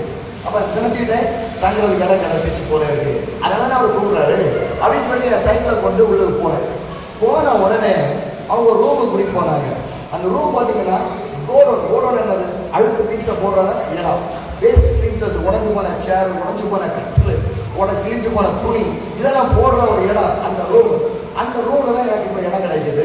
அந்த ரூம்ல போய் ஒரு உடஞ்சு போன ஒரு சேர்ல உட்காந்துருக்கேன். சேர்ல உட்கார்ந்த பிற்பாடாக நான் குளிச்சு ஃப்ரெஷ்ஷெல்லாம் ஆகிட்டு என் துணியெல்லாம் வாஷ் பண்ணிட்டு, எனக்கு கொஞ்சம் துணியாக கையில் வச்சுருப்பேன். ஒரு 2 ஷர்ட்டு, ஒரு 2 டிஷர்ட், 2 பேண்ட், அவ்வளோதான் என் கையில் இருக்கும். ஸோ போட்டு போன துணியை வாஷ் பண்ணி, மழை அடிக்குது, மழை நிற்கல, காலையில் 4 மணிக்கு வச்ச மழை இப்போ அடிச்சுட்டு தான் இருக்குது. சரி காய போடணும்னு சொல்லி காய போட்டுட்டு அந்த உடச்சு போன சேர்ல உட்காந்துருந்தேன். அப்போ இந்த வயதானவருடைய மகன், இளைய மகன், அவன் மாறான் வந்து கேட்குறான், நீ யார் என்ன பண்ணுறேன்னு சொல்லும்போது நான் சொல்கிறேன் அவன்கிட்ட, நான் ஒரு மிஷனரி, இந்தியா முழுவதும் ட்ராவல் பண்ணுறேன், எல்லா மக்களுக்காக ஜாப் பண்ணுறேன், இயேசு கிறிஸ்துவோடைய சுவிசேஷத்தை பிரசங்கிக்கிறேன்னு சொல்லிட்டு ஏன் எங்கே போனாலும் மேக்ஸிமம் என்னுடைய செய்தியை நான் ரெக்கார்ட் பண்ணுவேன், மொபைலில் ரெக்கார்ட் பண்ணுவேன். அப்போ ரெக்கார்ட் பண்ண ஒரு செய்தியை அவருக்கு காமிச்சேன். அவர் மொழியிலேயே ரெக்கார்ட் பண்ண ஒரு செய்தியை அவருக்கு நான் காமிச்சேன். அந்த செய்தியை பார்த்துட்டு இருக்கும் போதே அழ ஆரம்பிச்சிட்டாரு. அந்த மனிதன் அழுது அழுது அழுது முழங்கால் படிக்கிட்டு அவன்கிட்ட கேட்டார், எனக்காக நீ ஜெபம் பண்ணுவியா? நான் ஒரு பாவியான மனுஷன், எனக்காக ஜெபம் பண்ண கேட்டார். நான் எதுவுமே செய்யலை, நான் ஒரு இடத்துல பிரசங்கம் பண்ணேன், ஒரு செய்தி ரெக்கார்ட், மொபைலில் ரெக்கார்ட் பண்ண செய்தியை காமிக்கலாம் செய்தேன். இப்போ அந்த செய்தி அவனை தொட ஆரம்பித்தது. அவன் சொல்றான், நான் ஒரு பாவி, எனக்காக நீ ஜெபம் பண்ணுவியா? இப்போ அவனுக்காக நான் ஜெபம் பண்றேன். ஜெபம் பண்ணி முடித்த உடனே அவன் கண்ணீரெல்லாம் தொடச்சி அவனுக்குள்ள பயங்கர ஒரு சந்தோஷம். அவன் சொல்றான், நான் மார்க்கெட்டுக்கு போயிட்டு வரேன்னு சொல்லிட்டு மார்க்கெட்டுக்குள்ள எனக்காக சிக்கனு, ரைஸு, கொஞ்சம் காய்கறி எல்லாம் வாங்கி வந்து அவனே சமைச்சு அவனே எனக்கு பரிமாறுறான். அது முழு குடும்பமாக இப்போ உட்காந்து சாப்பிடுவோம். ஹல்லேலூயா. காலையில இருந்து நைட் வரைக்கும் ஒட்டு வச்சு அவனை குடிச்ச டீஸ் ஸ்நாக்ஸ் தான். இப்பதான் ஏதாவது சாப்பாடு சாப்பிட்றேன். சாப்பிட்டு முடிச்ச உடனே அங்கே விளக்கம் எப்படின்னாக்கா, அந்த ரைஸ் இருக்குல்ல, சோறு சமைச்சாங்கன்னா அந்த குடும்பத்தோட தலைவி தான் வச்சிருப்பாங்க. அந்த சோத்து பானை வேற எங்கேயுமே இருக்காது, அவங்க கிட்ட தான் இருக்கும். யாருக்காவது சாதம் தேவைன்னா, ரைஸ் எக்ஸ்ட்ரா தேவைன்னா சாப்பிட்றதுக்கு கை வச்சே எடுத்து கொடுப்பாங்க. ஸ்பூனெல்லாம் போட மாட்டாங்க, கை வச்சு தான் அந்த ரைஸ் எடுத்து போடுவாங்க நம்ம வீட்டில். அப்படி போகிற சரி, அந்த சாப்பிட்டு முடிச்சிட்டோம். இப்போ முழு குடும்பம் வந்துச்சு. முழு குடும்பம் திரும்ப நான் ஒரு பாட்டு பாடி, திரும்ப நான் ஒரு பைபிள் வாசித்து, திரும்ப அவங்களுக்கு நான் ஜோ பண்ணுறேன். ஜோ பண்ணி முடிச்ச உடனே அந்த மைதானுடைய மூத்த மகன் அவன் என் கையை பிடிச்சான். எங்கன்னு கேட்டேன். இல்லை, உங்களுக்கு நான் ஒரு இடத்துல தங்குறதுக்கு இடம் வச்சிருக்கேன், நீங்கள் அங்கே வாங்கன்னு சொல்லி கூட்டிட்டு போயிட்டான். அங்கே போனால் நல்ல ஒரு பெட்டு, மஸ்கிட்டோ கொசு வலை, குடிக்கிறதுக்கு ராத்திரி தண்ணி, எனக்கு ஒரு ஃபேனு. நான் வந்தபோது எனக்கு என்ன ரூம் கிடைச்சது? ரோடோட. இப்போ எந்த ரூம்ல பிரேயர்லாம் முடிச்சு ஒரு ஜெபம் முடிக்கிற எந்த ரூம் கிடைக்குது? நல்ல ஒரு அறை எனக்கு ஒருங்கிணைத்து கொடுத்தாரு. ஹல்லேலூயா. அழைத்த தேவன் உண்மையுள்ள தேவன். கைவிட மாட்டார் சொல்றேன். இயேசு ஒருபோதும் கைவிட மாட்டார். கஷ்டமா தான் இருக்கணும், அந்த கஷ்டத்தை சகித்தோன்னு வைங்களேன், அற்புதத்தை பார்க்க முடியும். ஹல்லேலூயா. இன்னைக்கு ஒருவேளை உங்க வாழ்க்கை கஷ்டமா இருக்கும், கசப்பா இருக்கும், ஆனா கசப்பானதையும் அற்புதமாக மாற்றுகிறவர்கள் இருப்பார். ஹல்லேலூயா. நம்முடைய வாழ்க்கையை அற்புதமாக மாற்றுகிற ஒரு இயேசு இருக்கிறார் என்றால் அவர் ஜீவிக்கிற தேவனாக இருக்கிறார். நல்லா தூங்கி ரெஸ்ட் எடுத்தேன். திரும்ப அதிகாலை வேலை 5 மணிக்கு கிளம்பணும்ல. 5 மணிக்கு கிளம்புறதுக்கு ரெடி ஆகிறதுக்கு அந்த ரூமை திறந்தா அந்த மூத்த மகன், அந்த வயதானுடைய மூத்த மகன் வாசல்ல உட்கார்ந்துருக்கான் 5 மணிக்கு. நான் கேட்டேன், என்ன தூங்கலையா? இதுக்கு 5 மணிக்கு உட்காந்துருக்கேன். நீங்க எப்போ டோர் ஓப்பன் பண்ணீங்க, வாசலை எப்போ திறப்பேன்னு காத்துட்டு இருந்தேன், ஏன்னா உங்களை பார்க்கணும் போல இருக்குது அப்படின்னு சொல்லிட்டு என்னை இன்னொரு இடத்துக்கு கூட்டிட்டு போனான். அது காலையில் டீ ஷாப் இருக்குது. ஒரு டீ ஷாப்பும் பூரி நினைக்கிறேன். பூரியோட கிழக்கெல்லாம் கிடையாது, பூரியும் டீயும் அவ்வளோதான். ஒரு பூரியும் ஒரு டீ குடிச்சேன். முடிச்ச உடனே அது கொஞ்சம் பேர் கூடி இருந்தாங்க. அந்த மக்களுக்காக நான் ஜெபம் பண்ணேன். ஜெபம் பண்ணி முடித்த ஒருபடாக இப்போ நான் கிளம்பணும். கிளம்புறது ஆயத்தமாகி வெளியே வந்தவன் அவன் சட்ட பையிலிருந்து ஒரு 500,000 என் பாக்கெட்டுக்குள்ள வச்சு சொன்னான், இனிமேல் ஏதாவது டைம் இது வழி கிராஸ் பண்ணே வைங்க, என் வீடு உனக்காக திறந்திருக்கும். காலத்தை கிளம்பும் போது எங்க சாப்பிட போறேன், எங்க தூங்க போறேன், எங்க சுருஷம் சொல்ல போறேன், எதுவுமே எனக்கு தங்க போறேன்னு தெரியாது. ஆனா ஆண்டவர் எல்லாவற்றையும் எனக்காக ஆயத்தம் பண்ணி வைத்திருந்தார். ஹல்லேலூயா. என் அன்பான தெய்வச்சரமே, ஆதி நாட்கள்ல அப்போஸ்தலர்கள் இப்படிதான் ஊழியங்களை செய்தாங்க. பவுல் இப்படிதான் ஊழியங்களை செய்தாங்க. ஆண்டவர் அவர்களை வழிநடத்தினார். பரிசுத்த ஆவியானவர் அவர்களை வழி நடத்தினார் என்று வேதம் தெளிவாக சொல்கிறது. இன்றைக்கும் அதே அற்புதத்தை செய்யறதுக்கு ஆண்டவர் வல்லமை உள்ளவராக இருக்கிறார். ஹல்லேலூயா. ஆண்டவர் சொன்னாரு, மத்தேயு 10வது அதிகாரம் 8வது 9வது வசனத்தை 9, 10 வசனத்தை வாசிங்கள்.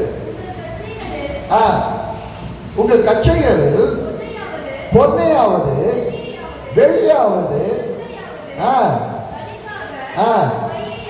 வழிக்காக பையாவது 2 அங்கியாவது பாதரட்சையாவது தடியாவது தேடி வைக்க வேண்டாம்.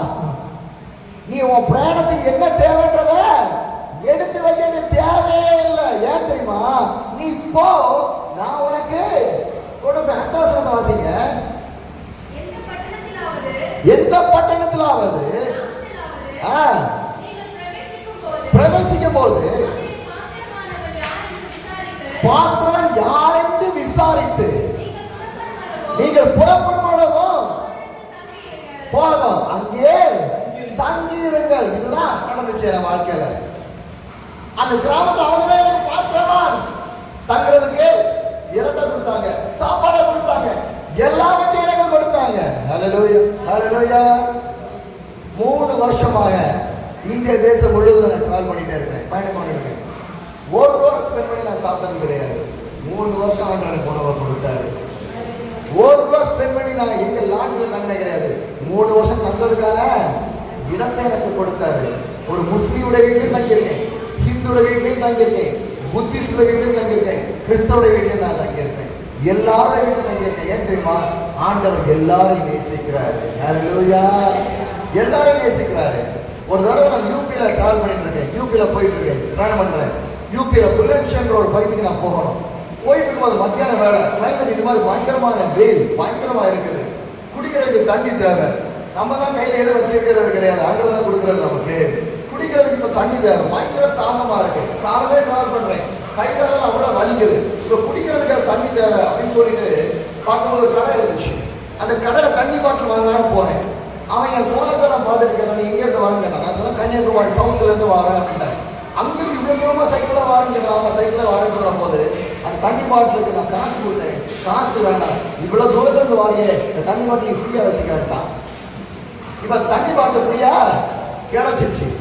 அது மட்டுமா அடுத்த சொல்ல பாருங்க, இவ்வளவு தூரத்துக்கு வரல, நீ கொஞ்சம் ரெஸ்ட் எடு. அவன் ஒரு ஹிந்து சகோதரன், கிறிஸ்தவன் அல்ல, அவன் ஹிந்து சகோதரன். இப்ப என்ன சொல்றான், நீ ரெஸ்ட் சொல்லிட்டு எனக்கு ஒரு கட்டில் போட்டு கொடுக்குறாப்ப, அவன் கடையோட சேர்த்து எனக்கு ஒரு கட்டில். நான் கொஞ்சம் வெட்கப்பட்ட மாதிரி இல்லை, ஏன்னா புதுசா பார்த்தது இல்லை. எப்படி கட்டில ரோட்ல படுக்கிறது, ரோட்ல பக்கத்துல கட்டில போட்டுருக்கு. நம்ம யாரோ ரோட்ல கட்டில போட்ட யாரும் டே டைம்ல படுப்போம், ராத்திரியில படுத்துடலாம். டே டைம்ல படுக்கிறதுக்கு கொஞ்சம் கஷ்டமா தான் இருக்கும். நான் ஒரு கஷ்டமா இருக்கா டே டைம்ல படுக்க சொல்றான்னு சொல்லிட்டு அந்த கட்டோடைய விளிம்புல உட்கார்ந்துருந்தேன். அவன் சொன்ன, ஏன் இப்படி உட்கார்ந்துருக்க, நல்லா உட்கார்ந்துரு, காலை நல்லா நீட்டி போடு, நல்ல ரெஸ்ட் எடு, நீ வெகு தூரமாக பயணித்து வந்திருக்கிறாய். அந்த இரக்கம், ஒரு ஹிந்துடைய மனதிற்குள்ள அந்த இரக்கம் ஒரு கிறிஸ்தவனான எனக்கு கிடைத்தது. ஹல்லேலூயா. அது தேவன் கொடுத்த இரக்கம். ஹல்லேலூயா. மனிதன் முகத்தை பார்க்கிறான், தேவனோ இருதயத்தை பார்க்கிறார். அந்த மனுஷன் என் முகத்தை பார்க்கல, நான் வணங்குற என் தேவத்தை பார்க்கிறேன். ஹல்லேலூயா. இப்போ அந்த கட்டில படுத்து கிடங்க, கட்டில படுத்து கிடக்கும் போது அந்த கிராமத்துல சில வாலிபர்கள் சிலர்லாம் வராங்க, அந்த கடைக்கு வராங்க. அவங்க எல்லாம் என்னோட கதையை கேட்கறாங்க. என் கதையை கேட்டோட பெப்சி வாங்குறாங்க, ஸ்நாக்ஸ் வாங்குறாங்க, இதெல்லாம் சாப்பிடுங்க, எதுவுமே சாப்பிட வந்திருக்கீங்க, இதெல்லாம் குடிங்கன்னு சொல்லி இதெல்லாம் கொடுக்குறாங்க. இதெல்லாம் முடிச்ச பிற்பாடாக ஒரு 2-3 மணி நேரம் அவங்க கூட நான் ஸ்பெண்ட் பண்ணேன்.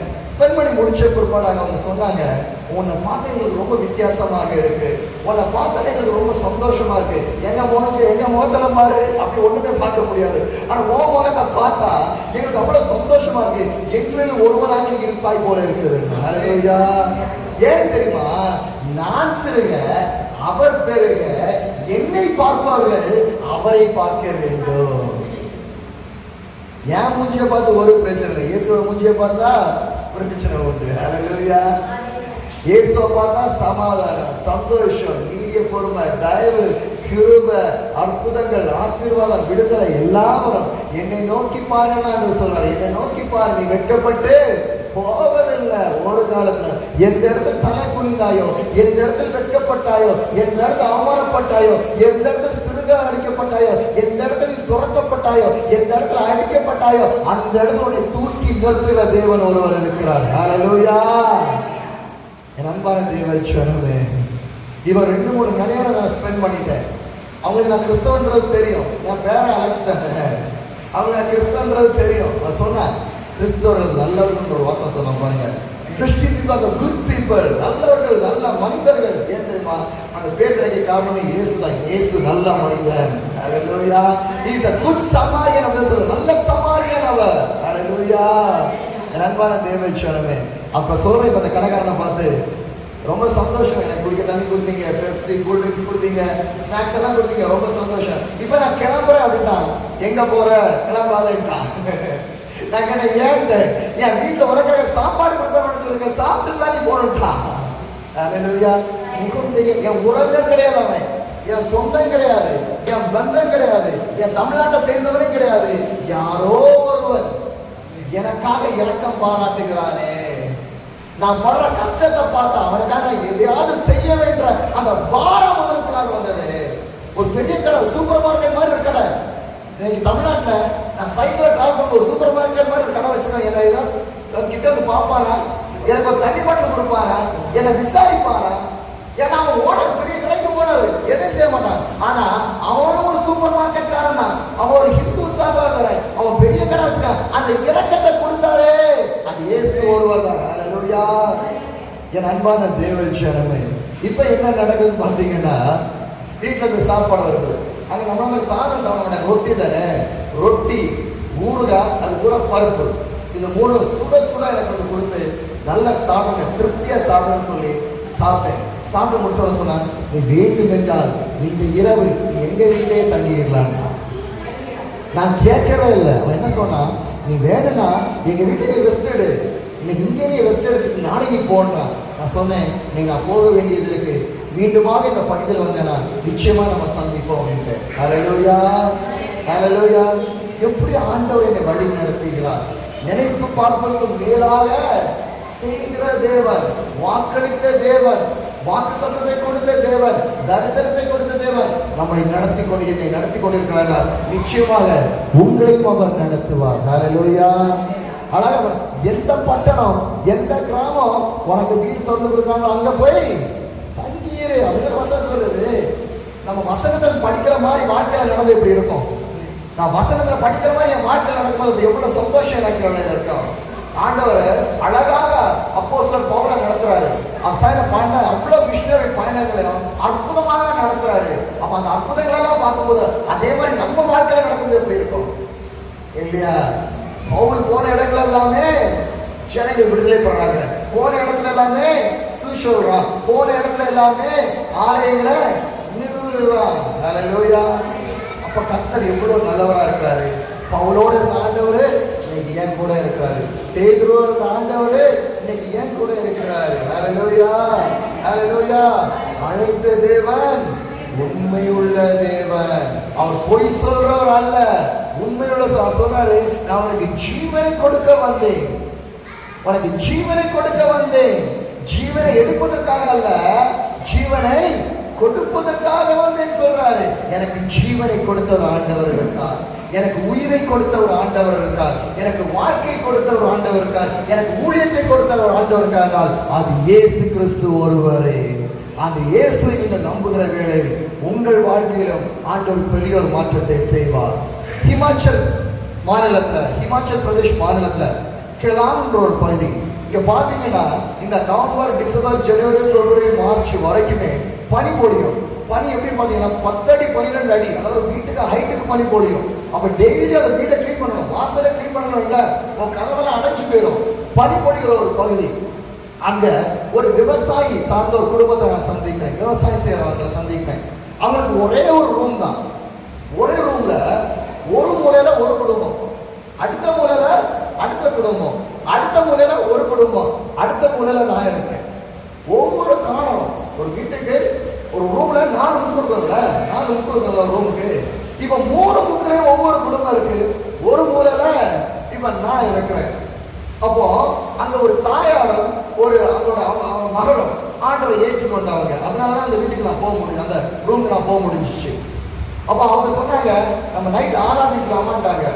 ஆராதிக்கலாமே அப்படின்னு சொல்லிட்டு நைட்டு வெளிச்செல்லாம் கிடையாது, ஏன்னா இந்த மொபைல் டார்ச் நினைக்கிறேன், மொபைல் டார்ச் லைட்டா டார்ச் தெரியல, அதை வச்சு நான் கரண்ட் எல்லாமே கிடையாது, அதை வச்சுதான் பாட்டு பாடுறோம், பைபிள் வாசிக்கிறோம், ஆராதனை நடத்துறோம். இதெல்லாம் செய்யும் போது மற்ற குடும்பங்களுக்கு பாருங்க, அவங்க எல்லாம் பாக்குறாங்க, யாரும் கிட்ட வரல, அவங்க எல்லாம் பாக்குறாங்க, யாரும் கிட்ட வரல.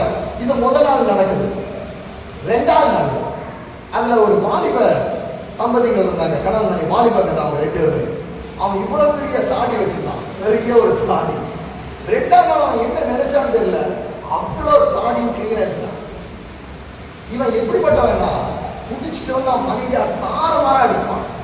அம்மா சின்ன வயசுல இறந்துட்டான், அப்பா கூட தான் வாழ்ந்தான். ஆனால் அவனுக்கு அன்பு என்னன்னே தெரியல, மிருகத்தான், கொடூரமானவன்.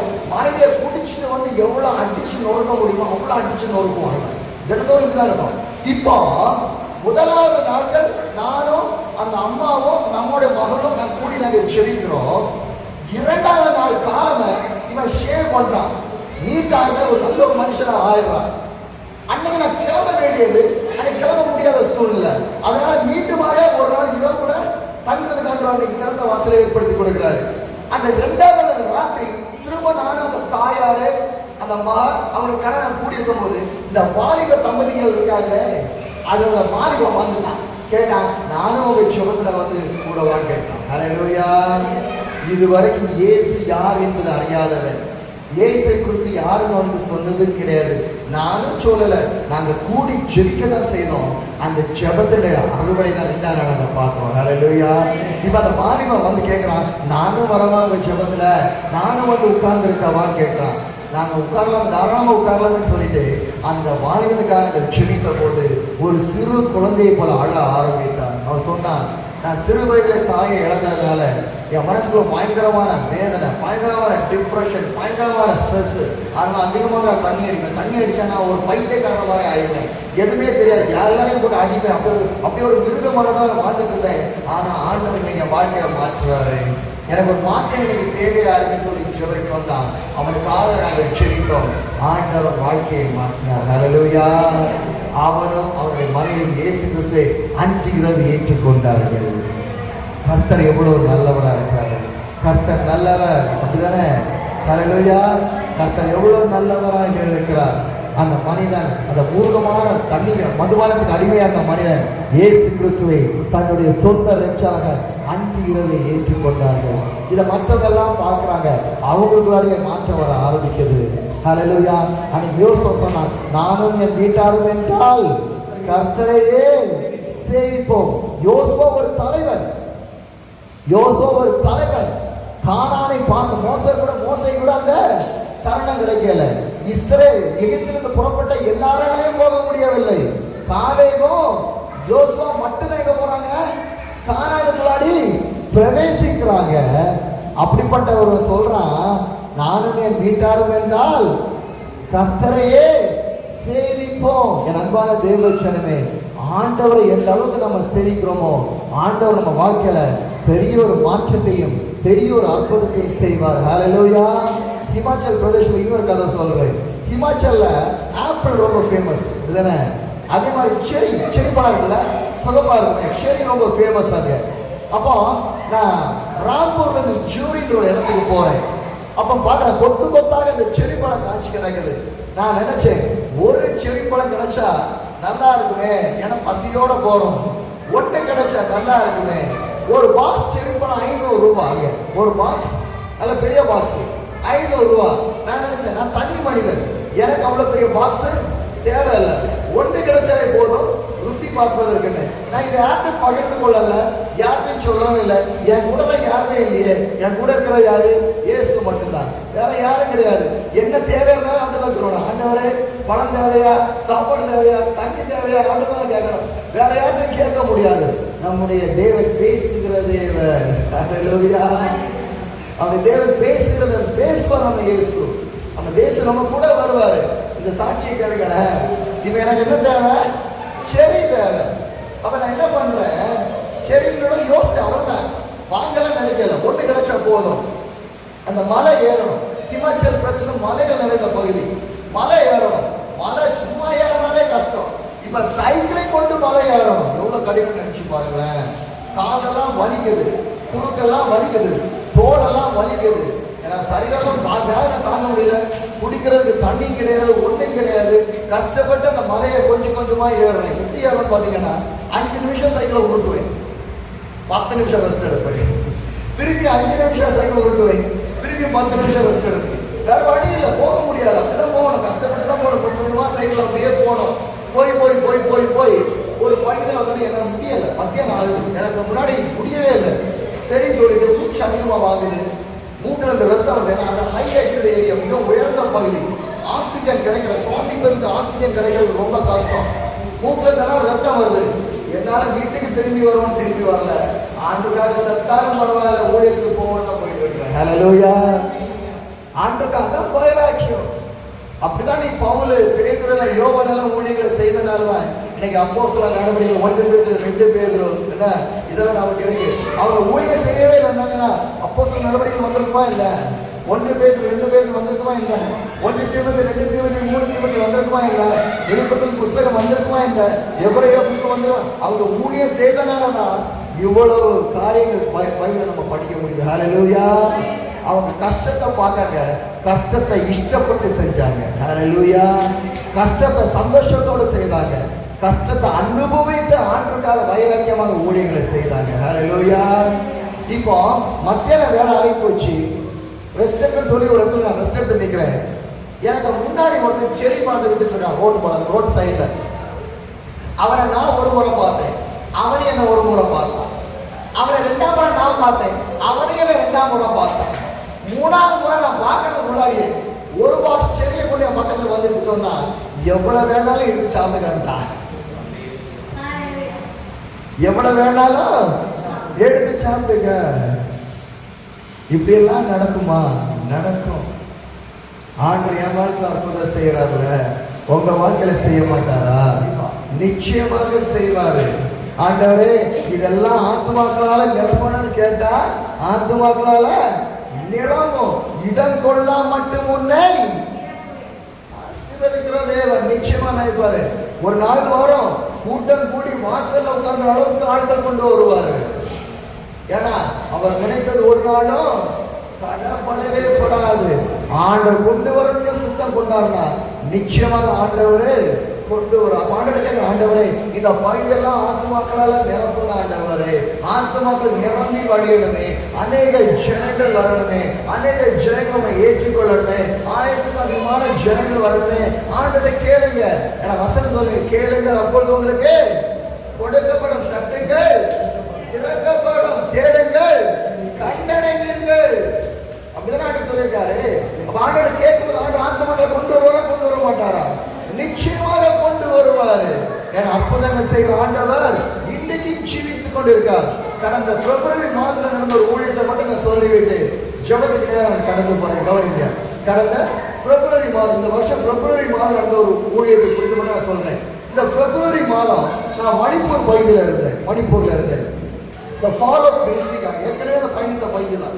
இப்ப இந்த ஃபாலோ மினிஸ்ட்ரிக்காக நான் மணிப்பூர்ல இருக்கிறேன். மணிப்பூர்ல 2 நாட்களுக்காக ஒரு கேம்பஸ்ல, மிலிட்டரி ட்ரைனிங் கேம்பஸ்ல தங்கி இருக்கிறேன். அந்த ட்ரைனிங் கேம்பஸ்ல தங்கி இருக்கும் போது ஒரு சனிக்கிழமை ஆகுது, அந்த ஊழியர்களை செய்கிறேன். அதுக்கப்புறம் அங்க இருக்கிற வீடுகளை நான் விசிட் பண்றேன். அதுக்கப்புறம் ஞாயிற்றுக்கிழமை அந்த இடத்துல 2 ஆராதனைகள், அந்த 2 ஆராதனை செய்திகளை கொடுக்குறேன். செய்தியை கொடுத்து முடித்த உடனே, என்னுடைய சாட்சிகளை கேட்ட உடனே அந்த கேம்பஸ் நடத்துற ஓனர் கேட்டாரு, அலெக்ஸ் இன்னும் ஒரு வாரம் தங்க முடியுமா? ஒரு சாட்சி பயங்கரமா இருக்கு. எங்க பகுதிக்கு முன்னால் ஊழியத்தை செய்ய முடியுமா? எங்க பகுதிக்கு ஊழியம் செய்யறனா அது என் பகுதிக்கு ஆசீர்வாதமா இருக்கு வேண்டாரு.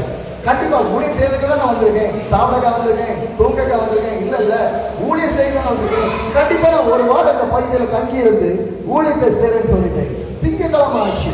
திங்கக்கிழமை ஆன உடனே நாங்க ஒரு குடும்பத்தை சந்திக்கிறதுக்கு போறோம். அந்த குடும்பத்தை பார்த்தீங்கன்னா கணவன் மனைவி 2 பேருமே மதுபானத்துக்கு அடிமையானவர்கள். மனைவியும் மதுபானத்துக்கு அடிமை, கணவனும் மதுபானத்துக்கு அடிமை. அந்த பொண்ணுக்கு பார்த்தீங்கன்னா 23 வயசு தான் ஆகுது. 23 வயசு பொண்ணு மதுபானம் இல்லாம தூங்கவே மாட்டான். தினந்தோறும் மதுபானத்துக்கு அடிமையான ஒரு குடும்பம். அப்ப அந்த குடும்பத்திற்காக அன்னைக்கு ஒரு சாதாரண ஒரு ஜெபத்தை செய்து விட்டு நான் சொன்னேன், உங்க முழு குடும்பத்தையும் ஒரு இடத்துல கூட்டுங்க, உங்க முழு குடும்பத்திற்கும் நான் ஜெபம் பண்ணணும். கண்டிப்பா உங்க வீட்டுக்கு நான் வருவேன், உங்க வீட்டுல வந்து நான் ஜெபம் பண்ணுவேன்னு சொன்னாங்க. அவங்க வீடு ஒரு காட்டு பகுதியில இருக்குது. அதனால அந்த காட்டு பகுதியில எல்லாரும் கூடுனாங்க. அந்த குடும்பத்துல நிறைய அங்கத்துல 22 பேர் உண்டு. ஒரு குடும்பத்துல எத்தனை பேரு? 22 பேர். 22 பேரும் ஒரு சபை நடக்கிறதுக்கான ஆத்மா இருக்குது. அவன் 22 பேரும் அந்த காட்டுல ஒரு தனிமையான ஒரு வீடு, அந்த வீட்டுல கூடினாங்க. அந்த வீட்டுல லைட் எல்லாம் கிடையாது, எலக்ட்ரிசிட்டி கிடையாது, ஃபேன் கிடையாது, ஒண்ணுமே கிடையாது. காட்டுல யாரு எலக்ட்ரிசிட்டி? காட்டுல யாரு லைட்டு? மொபைல் தான், மொபைல் டார்ச் லைட்டு தான். அதை வச்சு அன்னைக்கு ஊழியத்தை செய்யறோம். ஊழியத்தை முடிச்ச பிற்பாடாக அந்த குடும்பத்துல ஒரு மாற்றம் வர ஆரம்பிக்குது. இதுவரை பயங்கரமான போராட்டம், ஒரு சமாதானம் இல்லை. இப்ப இந்த வீட்டு கூட்டம் முடிஞ்ச உடனே, வீட்டில் ஆராதனை முடிஞ்ச உடனே அவங்க வீட்டுகளோட பெரிய ஒரு மாற்றம் நடக்குது. அப்ப அவங்களுக்கு சொன்னேன், தினந்தோறும் கூடி ஜெபிக்கிறீர்கள் என்றால் ஆண்டவர் பெரிய காரியங்களை உங்க குடும்பத்துல நிச்சயமாக செய்வார்னு சொல்லிட்டு திங்கக்கிழமை ஊழியம் அப்படியே முடியுது. அடுத்த நாள் அடுத்த குடும்பங்களுக்கு போறோம். ஒவ்வொரு குடும்பங்களுக்காக ஜெபிக்கிறோம். ஆண்டவர் அற்புதங்களை செய்து கொண்டே இருக்கிறார். ஒரு நாளைக்கு அந்த கேம்பஸ் இருக்கிற ஓனர் சொன்னாரு, இங்க ஒரு மனிதன் இருக்கான், அவனுக்கு 20 லட்சம் ரூபாய் கடன். எவ்வளவு லட்சம் கடன்? 20 லட்சம் ரூபாய் கடன். அவன் சரியா சர்ச்சுக்கு வர்றது கிடையாது, அவன் சரியான ஒரு விசுவாசி கிடையாது, ஒரு ஹிந்து. அவனுக்காக நீ ஜெபிக்க முடியுமான்னு கேட்டாரு. கண்டிப்பா நான் ஜெபிப்பேன்னு சொன்னேன். சொல்லி முடிக்கிறதுக்கு முன்னாடியே யாருக்கு நான் ஜெபிக்கிறேன்னு சொன்னோம் அவரே அந்த இடத்துல இருக்கான். எவ்வளவு அற்புதம் பாருங்க. யாரை பத்தி பேசுறோமோ அவரே அந்த இடத்துக்கு வந்துட்டான். இப்ப சொல்றாரு, இவனுக்காக தான் இவ்வளவு நேரம் பேசிட்டு இருந்தேன், ஜெபம் பண்ணாமங்கிறாரு. அவனுக்காக நான் தோல்ல கை வைத்து ஜெபம் பண்ணும்போது அவன் வாயில ஃபுல்லா அந்த பான் மசாலா போட்டாலும் ஸ்மெல்லு தாங்க முடியல. அது சாப்பிட்டுட்டே இருக்கான், கண்ணை திறந்துருக்கா. நான் ஜெபம் பண்றேன். ஜெபம் பண்ணி முடிச்சவன் நான் கேட்டான், எனக்கு ஒரு கடை இருக்கு, ஆயில் கடை, அந்த ஆயில் கடைக்கு நீ வர முடியுமான்னு கேட்டான். கண்டிப்பா வாரேன்னு சொன்னேன். அந்த ஆயில் கடைக்கு 8 ஆண்டு ஊழியத்தை நடத்துறான்னு பாருங்க. இது எதுவுமே நம்ம யோசிச்சது கிடையாது. ஆண்டவரே ஒவ்வொரு இடத்துல அழைத்து போறாரு. பாருங்களேன் எவ்வளவு ஆச்சரியமானது. அன்னைக்கு பிலிப்ப எப்படி அன்னைக்கு அந்த மந்திரி மத்தியில் ஊழியர் அழைத்து போனாரோ அதே மாதிரி ஆண்டவரை கொண்டு போறாரு. இப்ப அவன் கடைக்கு போறேன், சுட சுட ஒரு டீயும் ஒரு ஸ்நாக்ஸ் எனக்கு கொடுத்தான். அதை சாப்பிட்டு அவனுக்காக நான் ஜெபம் பண்றேன். ஜெபம் பண்ணி முடித்த உடனே அவன் நான் சொன்னேன், இன்னைக்கு இரவு இந்த பகுதியில் நான் தங்கியிருக்கேன், உனக்கு ஜெபம் தேவைப்பட்டுச்சுன்னா நீ தாராளமாக வரலாம், உனக்காக நான் ஜெபிக்கிறேன். ஏனென்றால் உனக்குள்ளால உனக்கு யாரோ மாந்திரிகம் செய்திருக்காங்க, அதனால இந்த பிரச்சனையை நீ போராட்டத்தை சந்திச்சுட்டோம் சொன்ன போது அவனுக்குள்ளாடி ஒரு நம்பிக்கை வருது, ஏதோ பிரச்சனை நீங்க பாதிக்கப்பட்டிருக்கேன்னு சொல்லிட்டு. அதுதான் உண்மையே. ஏன்னா அவருடைய தொழில் தான் ஒரு காலத்துல கொடி கட்டி பறந்திருக்கு. அந்த இடத்துல ஆயில் பிசினஸ்ல அவருடைய தொழில் தான் கொடி கட்டி பறந்திருக்கு. அவனுக்கு விரோதமான அவனுக்கு செய்த மாந்திரிகத்தினாலதான் இந்த 20 லட்சம் ரூபாய் கடனை அவனுக்கு வந்திருக்கு. இப்ப நைட் ஆயிடுச்சு, வந்துட்டான் ஜோம் பண்றதுக்கு. நைட் 9 மணிக்கு அவனுக்கு ட்ரக் உண்டு, அந்த ட்ரக் எடுத்துட்டு வந்துட்டான். நைட் 9 மணிக்கு ஜோம் பண்றதுக்கு. அவனுக்கு ஜோம் பண்ணு தொடர்ச்சியாக தினந்தோறும் வர ஆரம்பித்தான். அப்ப ஒரு நாள் சொன்னா, நான் நீங்க ஜெபம் பண்ணவர்தான் என் வாழ்க்கையில ஒரு மாற்றத்தை பார்க்க முடியுது. இதுவரைக்கும் ஒரு பெரிய ஒரு பாரம் எனக்கு அழுத்தி கொண்டே இருந்தது, இப்பொழுது என் சரீரம் லகுவாக இருக்கிறது, என் சரீரத்தில் ஏதோ வெளி போனது மாதிரி நான் உணர்கிறேன். ஹல்லேலூயா. அப்படின்னா இதுவரைக்கும் பிசாசு அவனை ஆட்கொண்டது, இப்ப ஜெபத்தின் மூலமாக அவனுடைய சரீரத்தில் என்ன போய்விட்டது, பிசாசு வெளியேறினவுடன் அவன் வாழ்க்கையில் சந்தோஷம் நிம்மதி கிடைக்க ஆரம்பிக்கிறது. ஹல்லேலூயா. அதான் சார், உலகம் கொடுக்க முடியாத சமாதானத்தை நான் உங்களுக்கு கொடுப்பேன் என்று சொன்னாரு. ஜெபத்தின் மூலமாக மாற்ற முடியாது எதுவுமே கிடையாது. ஜெபம் சகலத்தையும் மாற்றக்கூடியது. ஹல்லேலூயா. என் அன்பான தேவ ஜனமே, இப்போ இவன் எனக்கு சீஷன் ஆகிட்டான். இப்ப இவன் என்ன பண்றான், அங்க ஒரு குடும்பம் இருக்கு, அந்த குடும்பத்துக்கு போய் ஜெபம் பண்ண முடியுமான்னு பாருங்க. பாருங்க எப்படிப்பட்டது. என்னை பார்த்து வரும்போது பான்ராக் போட்டு பான் மசாலா போட்டு வந்தா அவருக்கு ஜெபம் பண்ண ஒரு வாழ்க்கையில மாற்றம். அதுக்கப்புறம் என்னை பார்க்க வரும்போது மசாலையோ எதுவுமே போட மாட்டான். ஹல்லேலூயா. நான் ஒரு நாள் கூட சொன்னது கிடையாது, நீ பான் மசாலா போடுறது நிப்பான்னு நான் சொன்னதே கிடையாது. ஜெபம் சகலத்தையும் மாற்றும். ஹல்லேலூயா. இப்ப அவன் என்ன சொல்றான், என்ன மாதிரியே ஒரு குடும்பம் அங்க இருக்குது, அந்த குடும்பத்துல இன்னைக்கு சண்டையும் பிரச்சனை தான், அந்த குடும்பத்துல போய் ஜெபம் பண்ண முடியுமான்னு கேட்கிறான். இப்ப அந்த குடும்பத்தை பார்க்க போறோம். அந்த குடும்பத்தை பார்க்க போகும்போது அங்க அந்த கணவன் அந்த சகோதரி ஒரு புத்திஸ்ட், அவர் ஒரு ஹிந்து. அவ ஒரு புத்திஸ்ட், அவன் ஒரு ஹிந்து. அப்போ எல்லாம் சொல்லி முடிச்ச அப்படி போனாங்க. நான் கேட்டேன் எதுக்காக ஜெபம் பண்ணணும். அப்ப அந்த புத்திஸ்ட் சகோதரி சொன்னாங்க, 2 வருஷமா என்னுடைய குறுக்கு பையில ஒரு வலி, நான் எவ்வளவு மருந்து எக்ஸ்ரே ஸ்கேன் எடுத்து பார்த்தேன், என்னென்னமோ செஞ்சு பார்த்தேன், வலி தாங்க முடியல, தினந்தோறும் இந்த பெயின் கில்லர் டேப்லெட்டை போட்டாதான் எனக்கு தூக்கமே வரும் அப்படின்ட்டாங்க. அப்படின்னு கேட்டு நான் உங்களுக்கு ஜெபம் பண்ணாம ஜெபம் பண்ணாட்டாங்க. நான் கையில வச்சு ஜெபம் பண்ணா அந்த புத்திஸ்ட் அவன் சிரிக்க ஆரம்பிக்குது. இவன் என்னடா இயேசு நாமத்தில் அற்புதம் உண்டாக சொல்றாங்க, அதுக்கு வேடிக்கையா இருக்கு. நான் ஜெபம் பண்ண அதுக்கு வேடிக்கையா இருக்குது, அது கக்கன்னு சிரிக்குது. ஆனா அதெல்லாம் கண்டுகிடல. நான் எதுக்கு வந்திருக்கேன், ஊழியம் செய்ய வந்திருக்கேன். நான் யாரோட பேசுறேன், இயேசுவோட பேசுறேன், சாத்தானோட பேசுறது கிடையாது. ஹல்லேலூயா. ஜெபம் பண்றது சாத்தானுக்கு பிடிக்காது, ஆனா என் ஆண்டவருக்கு பிடிக்கும். ஹல்லேலூயா. இப்போ ஒரு 10-15 நிமிஷம் அந்த சகோதரிக்காக நான் ஜெபம் பண்ணி முடித்தேன். ஒரு அற்புதம் நடக்கல. பண்ணலாம். நான் என்ன பண்ணிட்டேன், ரூமுக்கு வந்துட்டேன். மறுநாள் மத்தியானம் என்னை அழைத்துட்டு போனார்ல, அவர் ஃபோன் பண்றாரு, அலெக்ஸ் நேற்றுக்கு நம்ம ஒரு இடத்துல ஜெபம் பண்ண போனாலும் ஒரு புத்திஸ்ட் சகோதரிக்கு, அந்த சகோதரியோட பார்க்கணும்னு ஆசைப்படுறாங்க. என்கிட்ட என்ன ஆச்சுன்னு, இல்ல அவங்களுக்கு இதுவரைக்கும் வலி இருந்து 2 வருஷம் இந்த வலி போய் இல்லையா. ஹல்லேலூயா. ஆண்டவர் எவ்வளவு நல்லவரா இருக்கிறாரு. அற்புதம் நடந்த நாளைக்கு அவங்களோட விசுவாசம் என்னவோ இருக்கு அந்த இயேசுல. அதனால கண்டிப்பாக என்ன அவங்களுக்கு பார்க்கணும்னு ஆசை. நான் சொன்னேன் வாங்க, அந்த குடும்பம் முழு குடும்பத்தை வர சொல்லுங்க. அன்னைக்கு வரல. ஏன்டா வரலன்னு சொல்லிட்டு நான் போய் உட்கார்ந்து இருக்கலாம்ல. ஆனா மறுநாளைக்கு அந்த குடும்பத்தை தேடி நான் போறேன். அந்த குடும்பத்தை தேடி போன அந்த வீடுல அவ்வளவு பெரிய ஆட்கள் கூடி கிடக்குறாங்க, நிறைய பேர் கூடி கிடக்குறாங்க. என்னாச்சுன்னு பார்த்தா இந்த சகோதரி என்னை பார்க்க வரணும்னு கேட்டுங்க கணவன்ட்ட. கணவன் அண்ணன் என்ன பண்ணிட்டாங்கன்னா அந்த கடையிலே மதுபான சேல்ஸ் பண்ணுவாங்க, அங்க ஆழ்ந்தவாள் மதுபான சேல்ஸ் பண்ணுவாங்க. இவன் கணவன் மதுபானத்தை குடிச்சிட்டு வீட்டுல பிரச்சனை பண்ணி அவளை அடிச்சுட்டான். அதனாலதான் மறுநாளைக்கு அந்த ஒரு பெரிய கூட்டமே நடக்குது. எல்லாருமே வாராங்க, என்னென்னவோ நடக்குது, என்னென்ன பேசி பார்க்க பிரச்சனை பயங்கரமா இருக்குது. ஆனா நான் போனது பிரச்சனை பண்றதுக்கு இல்ல, அவங்க எப்படியாவது சமாதானப்படுத்தணும்னு சொல்லிட்டு கிட்டத்தட்ட ஒரு 3-4 மணி நேரம் அந்த வீட்டிலே உட்கார்ந்து இருக்கேன்.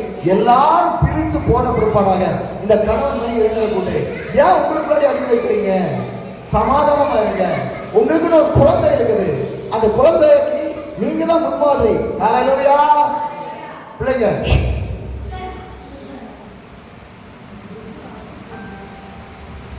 ஹல்லேலூயா. என் அன்பான தேவச்சனமே, அப்ப அவங்க சொன்னேன், பிள்ளைக்கு நீங்க தான் முன்மாதிரி. நீங்க எப்படி அடிவச்சு கிடந்தீங்கன்னா உங்க பிள்ளைக்கு நீங்க எப்படி முன்மாதிரியா இருக்க முடியும்? நாளைக்கு அதை பார்த்தாலே பிள்ளை வளருவா. ரெண்டாவது விஷயம், அவங்க ஒரு பெண் குழந்தை ஒரே ரூம்ல தான் தங்குறாங்க. அந்த ரூம்ல தான் என்ன பண்றாங்க? இந்த மதுபானத்தை சேல்ஸ் பண்றாங்க. நான் கேட்டேன், எவ்வளவு லாரி டிரைவர்ஸ் வராங்க, மதுபானத்தை குடிக்கிறாங்க. உனக்கு இருக்கிற பெண் குழந்தை நாளைக்கு ஏதாவது பிரச்சனை ஆகி போச்சுன்னு வையன், என்ன செய்வ? நீ எதை வச்சு விற்கிறேன்னு நினைக்கிறியோ அதன் மூலமா தான் நாளைக்கு உனக்கு பிரச்சனை வரும். நீ மதுபான சேல்ஸ் பண்ணா அது உனக்கு பாவம், சாபத்தை கொண்டு வரும். நான் உன் குடும்பத்துக்கு ஆசீர்வாதம் இல்லாம போய்விடும்.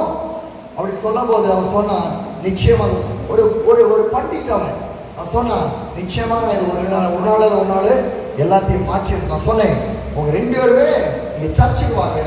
கூட்ட போது முதல் வாரமே அவங்க சர்ச்சுக்கு வந்து ஆரம்பிச்சாங்க. ஹல்லேலூயா. முதல்ல ஒரு மதுபானம் குடிக்கிற 2 பேருக்கு ஜெபம் பண்ணேன். அவங்களோட மாற்ற வர ஆரம்பிச்சுட்டு, இப்போ ஒரு புத்திஸ்ட் குடும்பம் அவங்களோட வர மாற்ற ஆரம்பிச்சுட்டு, பான்பாக் சாப்பிடுறவன் அவங்களோட மாற்ற. இது எல்லாமே எவ்வளவு நாள் நினைக்கிறீங்க? ஒரு மாசத்துல நடக்கிற சம்பவங்கள். இது எல்லாமே ஒரு மாதத்துக்குள்ளாக 5 குடும்பங்கள் இயேசு கிறிஸ்துவை ஏற்றுக்கொண்டார்கள். ஹல்லேலூயா. இது மனிதனால் கூடாது, தேவனால் கூடும். ஒரு பைத்தியக்காரன் மனநலம் பாதிக்கப்பட்டவன் ஒரு கிராமத்துல வந்தான். நான் சொன்னேன், என் தம்பி மனநலம் பாதிக்கப்பட்டவன், எவ்வளவு மாத்திரையும் செய்து பார்த்தோம், எவ்வளவு மருந்து மாத்திரை எடுத்து பார்த்தோம், ஒன்றும் முடியலன்டா. நான் சொன்னேன், நான் தங்கியிருக்கிற பகுதியில நீ ஒரு 3 நாள் தங்கியிருக்க முடியுமான்னு கேட்டேன். நான் தங்கியிருக்க வீட்டுல தங்க முடியும்டா. தங்கினான், தினந்தோடு ஜெபிச்சான். 3ஆவது நாள் மனநலம் பாதிக்கப்பட்டவன் நல்ல ஒரு மனிதனாக மாறினான். ஹல்லேலூயா. ஒரு கணவன் மனைவியோட என்னைக்கும் பிரச்சனை போராட்டம் தான். அந்த ஒரு குடும்பம் வந்துச்சு. இந்த குடும்பத்தை கேட்டேன், உன் குடும்பத்துக்கு சமாதானம் வேணுமா? என் கூட இங்கே தங்கியிருக்கேன். அந்த கேம்பஸ்லையும் கூட தங்கியிருந்தாங்க. 1 வாரம் தங்கியிருந்தாங்க. நான் போற இடங்களெல்லாம் ஊழியத்துக்கு போறவங்க அழைத்து போனேன். கணவனோட மனைவியோடு பேசினேன், அவர்களுக்காக செபித்தேன். அவளுக்குள்ள நல்ல ஒரு உறவை ஆண்டவர் கொண்டு வந்தார். ஹல்லேலூயா. ஒரு மாசத்துக்குள்ளாடி 5 குடும்பங்கள், 1 மாசம் கூட கிடையாது, 25 நாள் தான். 25 நாள்ல 5 குடும்பங்கள் ஆண்டவரை ஏற்றுக்கொண்டது. கடைசியான ஆராதனை நடத்தும் போது அந்த திருச்சபையில 46 பேர் கூடினாங்க. அவருக்கு பயங்கர ஆச்சரியம். 46 பேர் கூடாங்க. இதுவரைக்கும் இவ்வளவு பேர் கூடதே கிடையாது. அப்போ அதே பகுதியில நான் இன்னொரு 6 மாசம் ஊழியம் செஞ்சேன்னு அந்த சபையை நிரம்பிடும். ஹல்லேலூயா. அவர் நினைத்த காரியம் ஒரு நாளும், அதான் பேதுரு பிரசங்கத்தின் மூலமாக 3000 பேர் சபையில சேர்க்கப்பட்டாங்க. அதே இயேசுதான் என் கூட இருக்காரு. பேதுரோடு இருந்த இயேசுதான் என் கூட இருக்காரு. பவுல் பழிந்ததோட நான் இன்னைக்கு நானும் பழிந்திருக்கேன். பவுலோடு இருந்த இயேசுதான் என் கூட இருக்காரு. ஹல்லேலூயா. என் அன்பான தேவச்சனமே, கர்த்தர் எவ்வளவு நல்லவராக இருக்கிறார் இல்லையா? அவரோட அன்பை ருசித்து பாருங்க. ஹல்லேலூயா. அவரை நம்பினவர் ஒருபோதும் வெட்கப்பட்டு போவதே இல்லை. இன்னைக்கு நம்ம நினைக்கிறோம் கையில எதுவுமே இல்லைன்னு சொல்லிட்டு, ஆண்டவரால உங்க கடன் கொடுக்கிறவராக மாற்றுவார். உங்க கையில ஆசீர்வாதம் நிற்கும், உங்க கையில எல்லாம் நிற்கும். ஆண்டவர் உங்களையும் அற்புதமாக நடத்துவார். ஹல்லேலூயா. என் அன்பான தேவச்சனமே, இது என்னுடைய 8வது மிஷனரி பயணத்தை நான் இப்ப செஞ்சுட்டு இருக்கிறேன். இன்னும் நான் பயணிக்க வேண்டிய தூரம் வெகு தூரமாக இருக்கிறது. இதுவரைக்கும் 17 மாநிலங்கள், இந்திய தேசத்தில் இருக்கிற 17 மாநிலங்கள்ல சைக்கிள்ல நான் பயணம் பண்ணேன். வேற எதுவும் கிடையாது. எவ்வளவு கிலோமீட்டர் தான்? சுமாராக 65,000 கிலோமீட்டர்கள் சைக்கிள்ல சுவிசேஷம் சொல்லி 1125 கூட்டங்களை சொல்லி 15 லட்சம் ஆத்மாக்களை சொல்லி அதிகமான ஜனங்கள் ஞானஸ்தானத்தை கொடுக்கிறதுக்கும் கர்த்தர் இன்றைக்கு வல்லமை உள்ளவராக இருக்கிறார். ஹல்லேலூயா. என் அன்பான தேவச்சனமே, நான் அற்பமாக இருக்கிற உலகத்திற்கு நான் ஒரு அற்பமானவன் தான், ஆனால் பரலோகத்துக்கு நான் ஒரு அற்புதமானவன். ஹல்லேலூயா. உலகத்திற்கு நான் ஒரு அற்பமானவன், ஆனால் பரலோகத்துக்கு நான் ஒரு அற்புதமானவன். ஏன் தெரியுமா? உலகத்திற்காக நான் வேலை செய்யவில்லை, பரலோகத்துக்காக நான் வேலை செய்து கொண்டிருக்கிறேன். ஹல்லேலூயா. என் அன்பான தேவச்சனமே, ஆயத்தமாகுங்கள், பிறரையும் ஆயத்தப்படுத்துங்கள். நிச்சயமாக ஆண்டவர் உங்கள் வாழ்க்கையிலும் அற்புதங்களை செய்வார். இந்த சைக்கிள் பயணத்தில் மழையிலையும் பிரயாணம் பண்ணியிருக்கேன், வெயிலையும் பிரயாணம் பண்ணியிருக்கேன், குளிர்லையும் பிரயாணம் பண்ணியிருக்கேன், காடுகளிலையும் பிரயாணம் பண்ணியிருக்கேன். காடுகளை பிரயாணம் பண்ணும்போது யானை வந்தது இருக்கு, சிறுத்தை வந்தது இருக்கு, யார் பாம்பு குறுக்க போனது இருக்கு, ஆனா எல்லாவற்றையும் ஆண்டவர் பாதுகாத்தாரு. ஒரு தடவை ஆசாம்ல டிராவல் பண்ணும்போது ஊழியத்தின் நிமித்தம் பலரால் அடிக்கப்பட்டு, ஒரு தடவை தெருவில் பிரசவம் பண்ணிட்டு இருக்கும்போது மரக்கட்டையிலிருந்து இறந்தாங்க. ஒரு தடவை பீகார்ல இரத்த போக்குனால பாதிக்கப்பட்டு, ஒரு தடவை 8 முறை வைரல் ஃபீவர்னால, 8 தடவை 10 முறையோ வைரல் ஃபீவர்னால பாதிக்கப்பட்டு எவ்வளோ கஷ்டம், எவ்வளோ பாடுகளை சந்திச்சேன். ஆனால் இன்றைக்கு ஆண்டவருக்காக நான் ஓடிக்கொண்டிருக்கிறேன். என் மனம் தளர்ந்து போகவில்லை, என் சரீரம் தளர்ந்து போகவில்லை, என் ஆவிக்குரிய வாழ்க்கையும் தளர்ந்து போகவில்லை. அது தீப்பற்றி எரிந்து கொண்டு தான் இருக்கிறது. ஹல்லேலூயா.